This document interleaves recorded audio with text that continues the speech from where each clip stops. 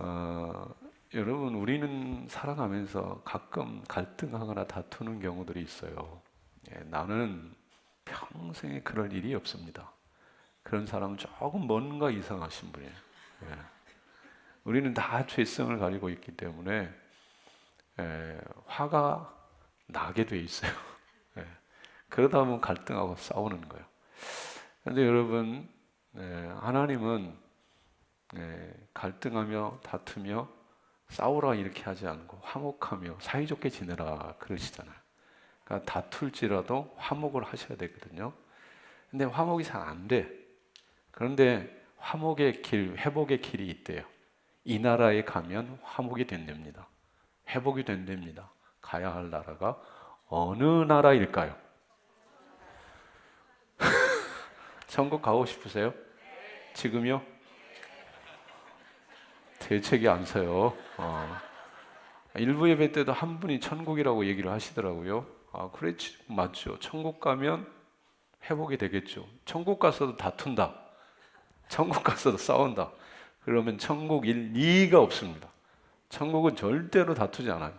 그런데 천국 가지 않고 가야 될, 여기서 회복을 하셔야죠. 여기서 화목하셔야 되죠. 그 나라가 어느 나라냐? 미얀마.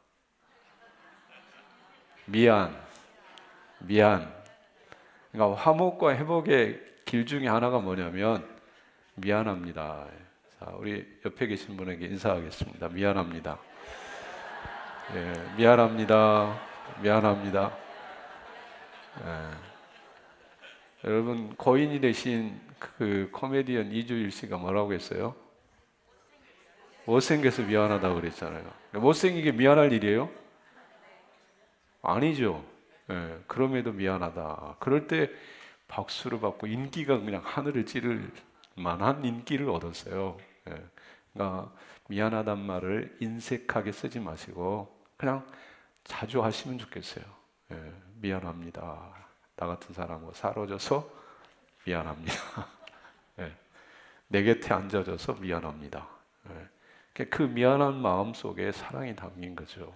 예, 그렇게 사랑 담고 살아갈 때 조금 갈등하고 다툼이 있어도 곧 회복이 될 줄로 믿습니다. 오늘 저는 간절히 바랍니다. 예배하는 여러분 가운데 모든 다툼이 다 떠나가고 바른 화목, 예, 평안의 관계로 회복되어지는 그런 역사 있기를 주님의 이름으로 축복합니다. 구약 성경 열왕기하 6장에 가보면은요 아주 비극적인 사건이 소개되어 있어요. 아람의 군대가 사마리아 성을 겹겹이 포위해버렸습니다.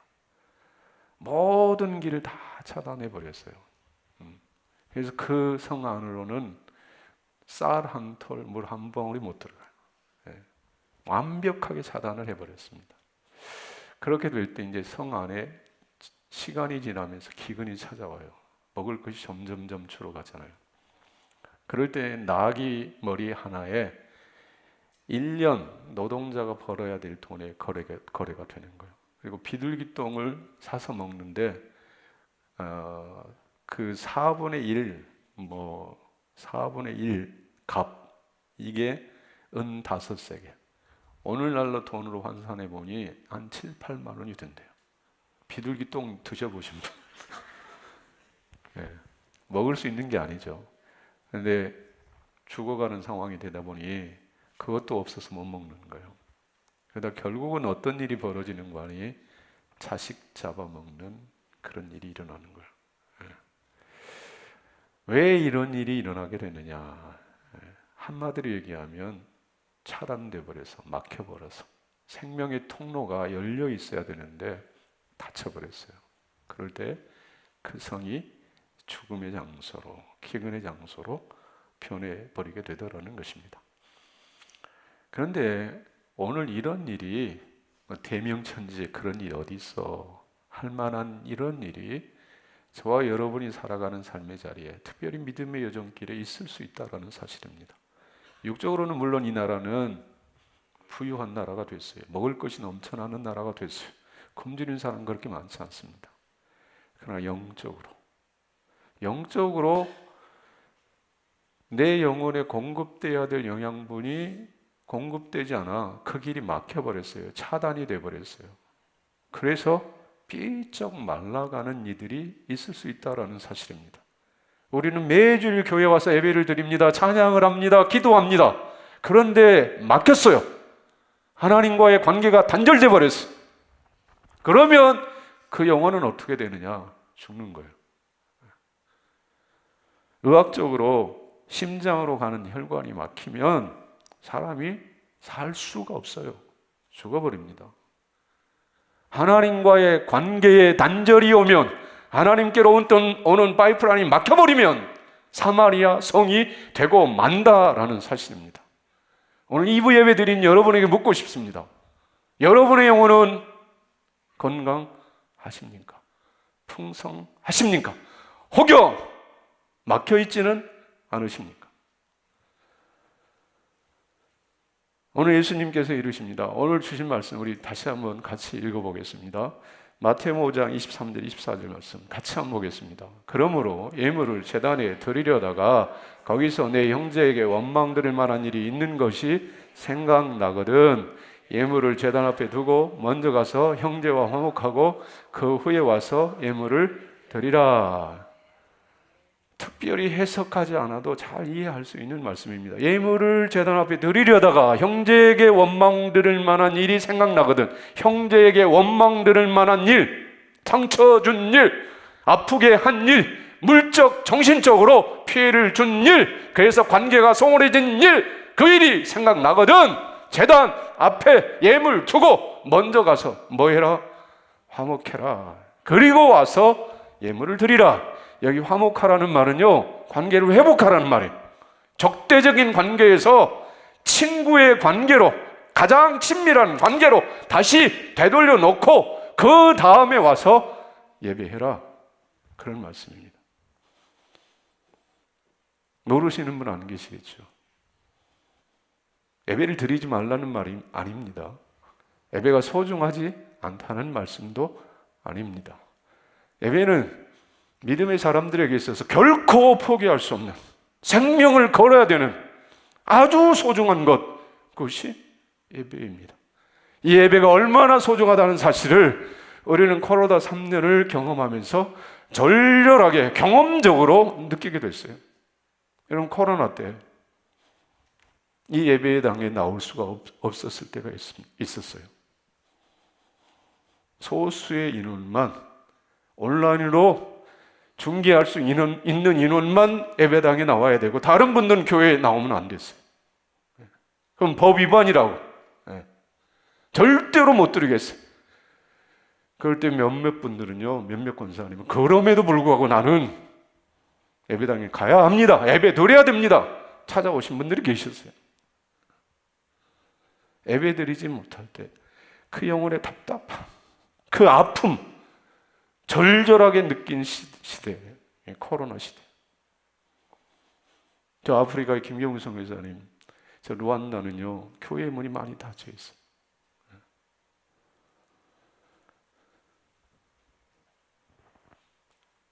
지금도 주일날이 돼서 예배 드리기를 원하는데 예배할 수 없는 형편에 놓인 성도들이 많아요.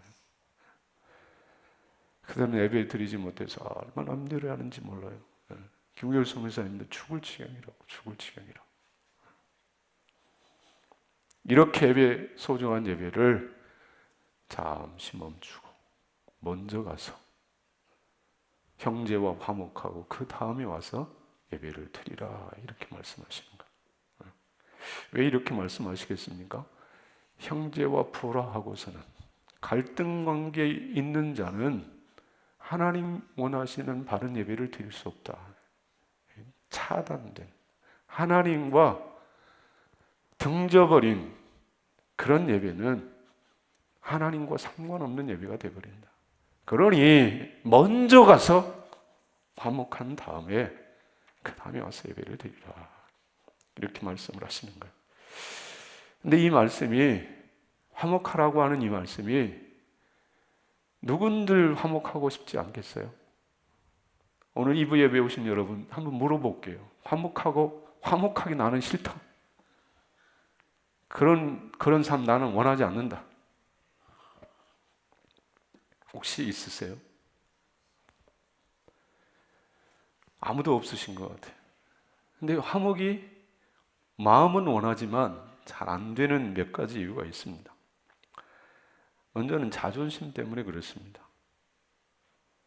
머리로는 이해가 되죠. 많이 들었어요. 화목해야 된다.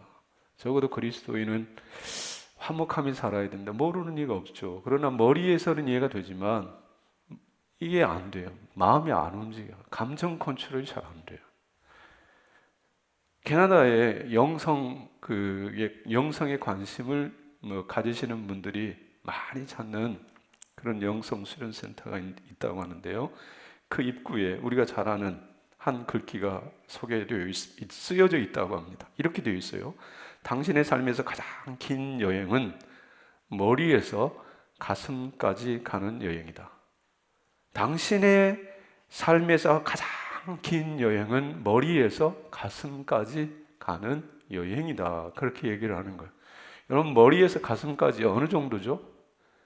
물리적인 거리는 30cm.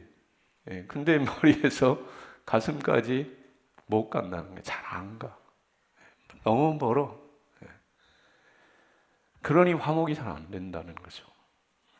그리고 또 하나 화목이 어려운 이유는요. 이 화목이라고 하는 이 문제가 우리네 삶에 그렇게 중요하거나 절실한 문제라고 느끼지 못하기 때문에 우리 삶에 정말로 중요한 문제예요. 이거는 반드시 해결해야 될 문제. 이렇게 생각하면 물불 가리지 않겠죠. 이 일 해결하지 못하면 내 삶의 자리에 엄청난 손해가 찾아온다. 어마어마한 불이익을 당한다. 그런 일이라면 가만히 앉아있을 사람이 없겠죠. 물불 가리지 않고 그 문제 해결하려고 애를 쓰겠죠. 그런데 화목하지 않아도 여러분의 삶의 자리에 손해 있습니까? 없습니까? 솔직하게 얘기하겠습니다. 손해 있어요? 없어요? 대답을 잘못 하시겠어요? 화목하지 않아도 그 인간하고 갈등 속에 있어도 나는 별로 손해나는 거 없다. 그 인간 안 보면 된다. 안 보면 된다. 이런 마음이 우리 안에 자리하고 있기 때문에 화목하려고 하는 절실함 없다. 뒤로 미룬다는. 그리고 하나, 화목이 정말 어려운 이유 중에 하나는 억울함 때문에 그래요. 억울함 때문에.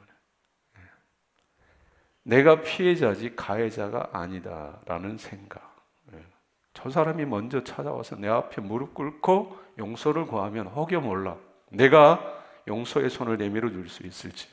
그럼 내가 먼저 하라고? 내가 뭘 잘못했는데? 저 사람 때문에 내가 밤낮 잠을 이루지는 못하고 그 일만 생각하면 가슴이 뛴다고, 심장이 벌렁벌렁거려서 어쩔 수가 없다고. 그런데 나보다 가서 먼저 손 내밀라고 화목하라고? 당신이 내 입장 대봐. 하나님 내 입장 대보세요. 그러면 하겠나? 그러니 안 되는 거예요. 그럼에도 주님은 우리에게 뭐라고 얘기하시느냐? 예배 드리다가 예물을 제단 앞에 드리려다가 원망 들을 만한 일이 생각나거든. 먼저 가서 화목해라. 화목해야 된다. 네가 억울한 일을 당했으니 네 삶에 뭐 큰 어려움 없으니 화목하지 않아도 된다. 이게 아니라 그럼에도 불구하고 화목해야 된다. 이렇게 이루시는 겁니다. 왜 화목해야 되는 것입니까? 이 말씀을 곰곰이 생각해 보면 여기에 주님의 마음이 있어요. 주님의 심장이 있어요. 화목하며 살기를 절절하게 원하시는 주님의 애끓는 심장이 이 말씀에 담겨져 있다는 거예요. 우리는 내 생각, 내 형편 어렵더라도 반드시 화목하며 살아야 돼요. 화목을 이루어야 돼요. 왜 화목해야 되느냐? 몇 가지 이유가 있어요. 먼저는요, 이 말씀은 왕의 명령이기 때문에 그렇습니다. 신구약 성경 전체는 하나님의 말씀이에요. 그 하나님은 어떤 분이시냐? 왕 되시는 분이십니다. 하나님은 저와 여러분의 왕이 되십니다. 왕의 말씀은, 왕의 명령은 내가 선별적으로 취사 선택하는 게 아니에요. 왕의 명령은 절대적으로 복종해야 돼요.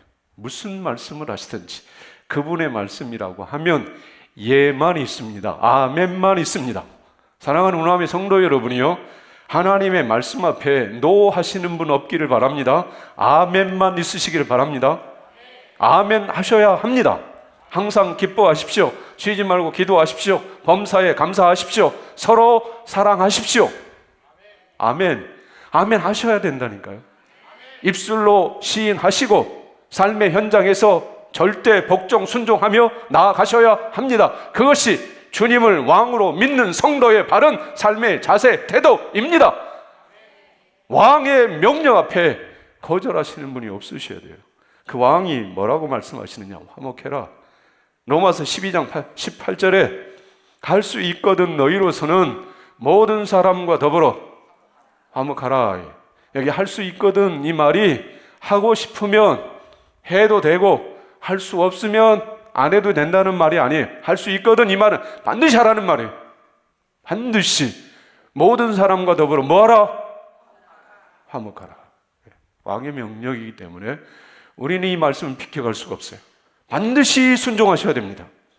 더불어서 화목해야 되는 아주 중요한 이유는 화목할 때 하나님 사랑하는 그 마음이 증명되기 때문에 그렇습니다. 예수님은요, 율법과 계명을 두 가지로 딱 요약하셨어요. 율법과 계명의 본질, 핵심이 무엇입니까? 물을 때 예수님은 이렇게 요약해 주셨습니다. 마태복음 22장 37절부터 40절 말씀 같이 보겠습니다. 예수께서 이르시되 내 마음을 다하고 목숨을 다하고 뜻을 다하여 주 너희 하나님을 사랑하라 하셨으니 이것이 크고 첫째 되는 계명이요 둘째도 그와 같으니 내 이웃을 내 자신같이 사랑하라 하셨으니 이 두 계명이 온 율법과 선지자의 강령이니라. 하나님의 말씀의 본질 핵심 뭐냐면 하나님 사랑, 이웃 사랑. 하나님을 사랑하는데 어떻게 사랑하느냐? 마음을 다하고 목숨을 다하고 뜻을 다해 전 인격으로 전 삶으로 누구를 사랑하라? 하나님을 사랑하라. 오늘 2부에 오신 성도 여러분이요, 하나님 사랑하는 여러분 되시기를 바랍니다. 세상은 사랑하고 돈은 사랑하고 세상 권세는 사랑하는데 하나님 사랑하지 않는다. 그건 하나님 사람이 아니에요. 하나님을 생명을 걸고 사랑하는 성도 여러분 되셔야 합니다. 하나님 사랑하시는 여러분 되시기를 바라요. 하나님은 여러분을 사랑하세요. 그 사랑에 비례해서 하나님 사랑하시는 여러분 되셔야 합니다. 더불어서 율법과 계명의 본질이 뭐냐? 하나님 사랑하는 사람은 누구를 사랑한다? 이웃을 얼마만큼 사랑하는 거요? 내 몸처럼 사랑한다. 그러니까 하나님 사랑과 이웃 사랑은 별개의 문제가 아니라 하나님 사랑하는 사람은 반드시 이웃 사랑으로 연결되어 있다라는 것입니다. 하나님을 사랑하는데 이웃은 사랑하지 않는다. 있을 수가 없다는 거예요. 이게 하나의 하나. 이웃을 사랑하고 하나님을 사랑하지 않는다. 이럴 수가 없다는 거예요. 그런데 오늘 이 말씀 앞에서 하나님을 사랑하는지 사랑하지 않는지를 테스트해 볼 수 있는 게 뭐냐? 이웃사랑의 열매가 있느냐. 하나님 사랑한다. 예배 중에는 눈물을 흘리며 고백하는 이들이 많이 있어요. 그렇죠? 찬양을 들으면서 우리 장로님 기도를 들으면서 맞아 눈물을 쏟으며 하나님 죄송해요. 잘못했어요. 하나님 사랑합니다. 근데 예배 마치고 집에 가서 그 남편, 그 아내 얼굴 보면서 뭐라고 그래요? 아니 멀리 집에까지 안 가도 여기 예배당 문 열고 주차장에 가서 주차망 들고 있는 집사님하고 막 싸우잖아. 당신이 뭔데 내가 차 여기 되겠다는데 왜 나냐고. 그러면서 막 싸워. 주차하시는 분하고 싸웠어요. 누구하고 싸운 거예요? 아주 용감하게 하나님과 싸운 거예요. 요한복음 요한일서 4장 20절 21절 한번 보겠습니다. 누구든지 하나님을 사랑하더라고 그 형제를 미워하면 이는 거짓말하는 자니 보는 바 그 형제를 보지 못하는 바 하나님을 사랑할 수 없느니라. 우리가 이 계명을 주께 받았나니 하나님을 그 형제를 사랑할지니라. 하나님을 사랑하는 자는 또한 누구를 사랑할지니라? 그 형제를 사랑할지니라. 그러니까 내 아내, 내 남편은 완전히 찬밥 심세로 하면서 교회는 가서 하나님 사랑합니다. 그러면 그 사랑은 거짓말이에요. 정말로 하나님 사랑하는 그것을 증명해내는 게 아내 사랑일 수 있고 남편 사랑일 수 있고 함께 믿음의 길을 걸어가는 성도를 향한 사랑일 수 있는 거죠. 그리고 화목해야 될 아주 중요한 세 번째 이유가 있습니다. 그것은 온전한 예배자 되어 하나님의 풍성한 은혜를 누리는 길이 되기 때문에 그래요. 다시요. 우리가 화목해야 되는 이유는 온전한 예배자 되어 하나님의 풍성한 은혜를 누리는 길이 화목의 길에 있기 때문이라는 것입니다. 여러분, 앞서 저는 말씀을 드렸어요. 사마리아 성이 아주 비참한 지옥 같은 장소가 되어버렸다. 왜? 막혀버렸기 때문에. 근데 화목하지 못하면 어떤 결과가 초래되느냐 하면 막힌다는 거예요. 막혀. 자, 여러분 이사야 59장 1절과 2절 말씀 보세요. 자, 같이 보겠습니다.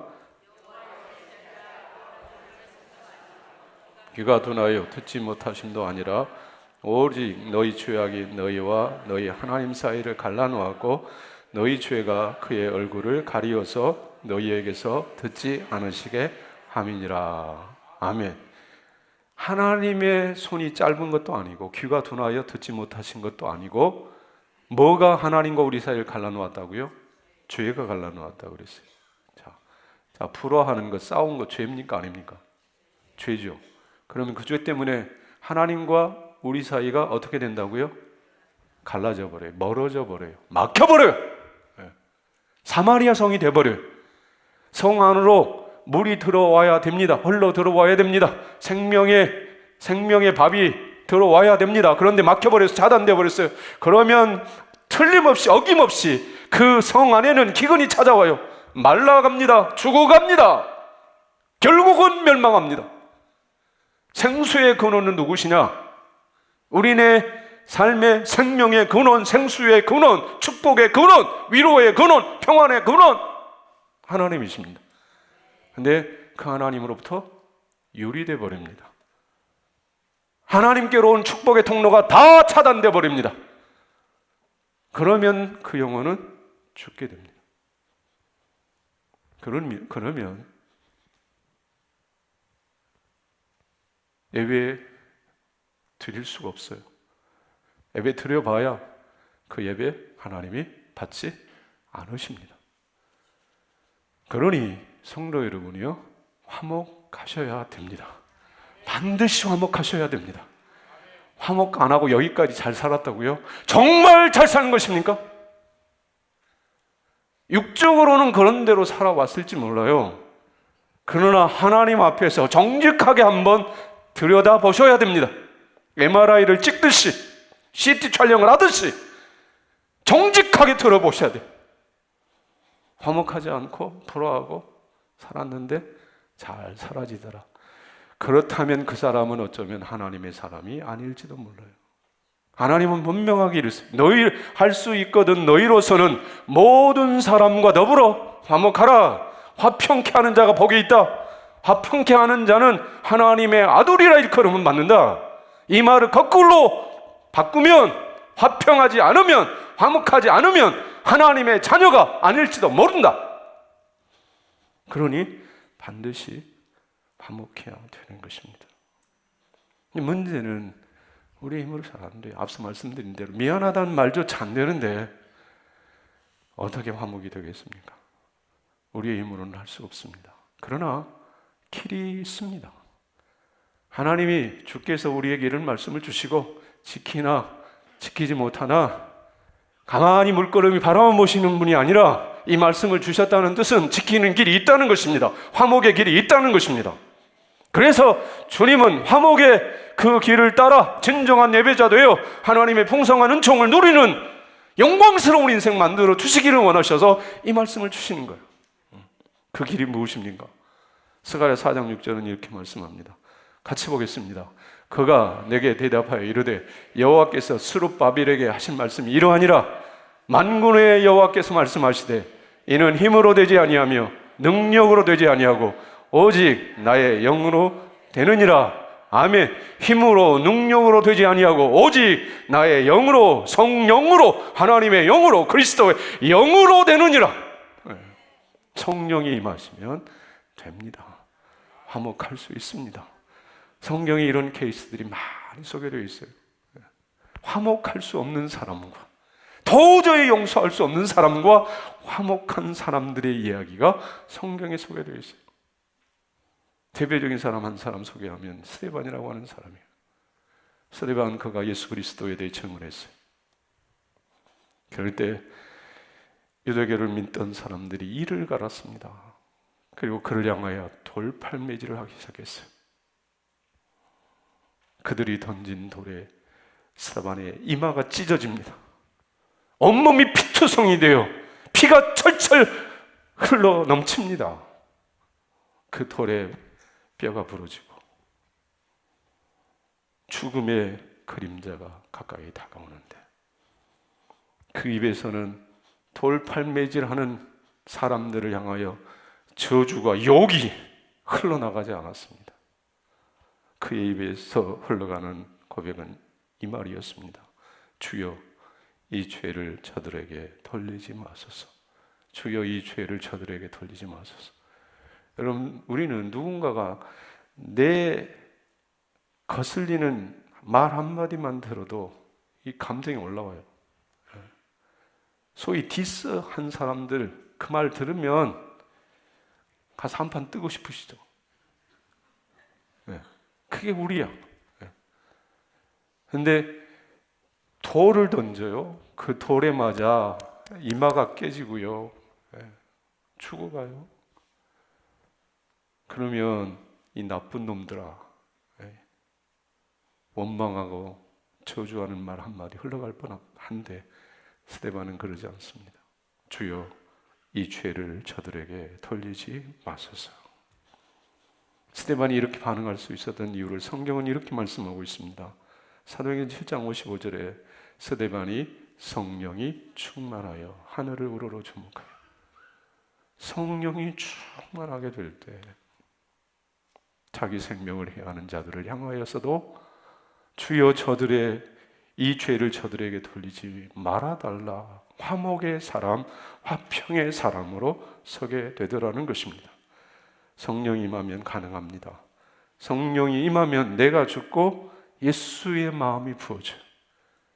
예수님의 긍휼이, 예수님의 사랑이 내 안에 샘솟듯 솟아나게 될 때 비로소 화목의 사람이 될 수 있다는 사실입니다. 예수님은 먼저 하늘 보좌를 버리고 이 땅에 내려오셔서 화목의 손을 내미십니다. 하나님과 원수되어 죽어가는 우리에게 먼저 손 내밀어 화목을 요청하신 분, 그분이 예수 그리스도이십니다. 그분의 영이, 그분의 사랑이 우리 영혼에 흘러넘칠 때 우리도 모든 사람과 더불어 화목한 그 길을 걷게 될 줄로 믿습니다. 여기 한 사람이 얘가 소개되어 있어요. 40대 남자 집사님인데요, 아버지와 사이가 아주 좋지를 않았다고 합니다. 여러분, 부모 자식의 관계 좋아야 됩니까? 어려워야 됩니까? 여러분의 관계는 좋으세요? 부모 자식의 관계 좋으신 분들이 대부분일 거예요. 근데 간혹 부모 자식의 관계인데도 어려운 그런 관계 속에 살아가시는 분들이 있어요. 근데 이 집사님이 그런 거예요. 어릴 때부터 이 아버지는 칭찬 한마디 안 했어요. 엄마 한 분이었어요. 겉으로는 부자 관계예요. 가장 가까운 사이요. 근데 남보다 못한 사이요. 명절 되면 겨우 찾아와서 밥 한 끼 먹고 도망치듯 가버린 그런 관계였습니다. 근데 어느 날 목사님 설교 중에 부모님과 화목하라, 네 부모와 화목하라, 이 설교를 듣게 됐어요. 이 설교가 사람의 말이 아니라 하나님께서 저 목사님을 통해서 내게 하시는 말씀으로 들려왔어요. 화목해라. 네 아버지와 화목해라. 거역할 수 없는 주님의 말씀으로 들려올 때 이 마음속에 갈등이 일어나는 거예요. 아버지와 화목하고 싶어요. 그러나 망설여져요. 안 돼요. 40여 평생을 그렇게 살아왔어요. 그런데 하나님이 부담을 주시니까 어쩔 수가 없어. 전화기로 무슨 말씀을 드려야 될까? 용기가 없어. 자신이 없어. 그러다가 겨우 문자를 하나 써서 보냈습니다. 아버지, 날씨가 많이 춥네요. 식사 꼭 챙겨 드세요. 건강하세요. 아버지, 날씨가 많이 춥네요. 식사 꼭 챙겨 드세요. 건강하세요. 보냈습니다. 보내는 순간도 여러 가지 마음의 생각이 복잡했어요. 내가 잘한 일인가? 이 문자를 받은 아버지가 또 어떻게 반응하실까? 잊고 그냥 씹어버리시는 건 아닌가? 아무 반응 없는 건 아닌가? 더 나빠지는 건 아닌가? 그런데 말이죠, 놀랍게도 아버지에게서 답장이 왔어요. 그 답장은 이런 거였습니다. 그래, 너도 밥 먹으라. 평생 문자 한번 보낸 적이 없는 아버지요. 철자도 틀려. 그래, 너도 밥 먹으라. 근데 아들에게 이 아버지 문자는 큰 감동이었어요. 아버지의 문자를 받아들고 아들이 울어요. 왜 우느냐? 그래, 너도 밥 먹으라. 이 말씀에, 이 아버지의 문자 속에, 그래 아들아, 나도 너 사랑한다. 너도 아프지 마라. 그래 아들아, 나도 너 사랑한다. 너도 아프지 마라. 아버지의 마음을 알기 때문에. 아버지와 아들 사이에 높이 가로막혔던 그 관계의 다툼의 벽이 와르르 무너지고 아버지 아들의 관계로 회복이 됐어요. 여러분, 이후에 어떻게 살았을까요? 잘 살았어요. 이제 아버지의 재산은 누구 재산이 되죠? 아버지와 화목함으로 아버지의 재산이 다 아버지 아들의 것이 됐어요. 아버지는 노년의 삶을 어떻게 보냅니까? 아버지, 이 아들의 따뜻한 극진한 효도 속에 평안하고 감사한 노년의 삶을 보내게 되는 것이죠. 사랑하는 우리 성도 여러분, 주님이 이루십니다. 화목해라. 사랑하는 아들아, 사랑하는 딸아, 사이좋게 지내라. 부모된 입장에서 자녀들이 서로 화목하며 우애하며 지내는 모습을 보는 것보다 더 큰 기쁨이 없잖아요. 아버지에게 잘해, 어머니에게 잘해. 근데 자식들끼리 치고받고 싸우고 난리. 그런 자식들의 입에서 흘러나온 엄마 사랑해, 아빠 사랑해, 그 말이 믿어져요? 그럴 수가 없지. 서로 우애하며 사랑할 때 부모의 마음은 기쁘듯이 하나님의 자녀된 저와 여러분이 서로 우애하며 사랑하며 화목하며 지낼 때 하늘아버지 얼마나 기뻐하시겠어요. 그런데 여러분, 이 관계에 화목이 깨지면, 다툼이 갈등이 일어나면 축복이 차단된다니까요. 부부간에 서로 다퉈보세요. 부부간에 아내에게로부터 오는 축복이, 남편이 아내와 싸워가지고 아내의 관계가 힘들어지면 아내로부터 오는 축복이 다 차단이 돼버려요. 연세 드신 분들은 그런 얘기 많이 하시더라고요. 나이 들면 아내에게 잘해야 된다고. 밥이라도 함께 얻어먹으려면. 아내를 기분 나쁘게 했어요. 그래, 아내의 마음이 아파. 근데 남편 밥상 차려요, 안 차려요? 일부 예배 때는 그럼에도 불구하고 차린다는 분들이 있어. 근데 밥상을 차린다 한들 그 밥을 먹는 남편이 건강할까요? 마음이 속이 편하겠어요? 차라리 안 먹고 말지. 그러니 남편인 여러분이요, 아내의 마음을 아프게 하시면 안 됩니다. 아내의 마음을 시원케 해드리는, 편하게 해드리는 남편들 되시기를 바랍니다.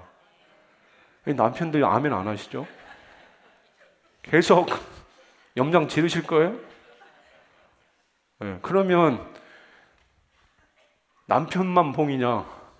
아내는 여러분이요, 남편의 마음 상하게 하면 됩니까? 안 됩니까? 남편을 잘 섬겨야 됩니까? 안 섬겨야 됩니까? 잘 섬겨야 됩니다. 여러분이 따뜻한 방에서 편하게 지내는 것은 누구 덕이다? 남편 덕이에요.